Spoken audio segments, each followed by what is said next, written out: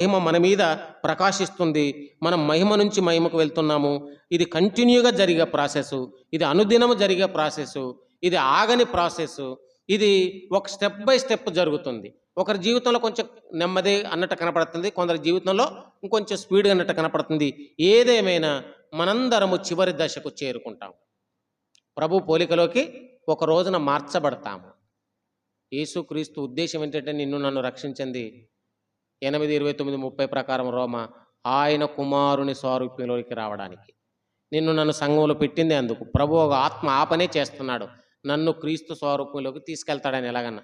ఇప్పుడు నా పరిస్థితి చూస్తే అలా కనపడతలేదని నువ్వు అన్నా సరే, నీ మనసును మార్చి, నీ జీవితాన్ని మార్చి, నీ యొక్క శరీరాన్ని కూడా మార్చి క్రీస్తు స్వరూపంలోకి తీసుకెళ్ళి దేవుని రాజ్యంలో ఉంచుతాడు ఆయన.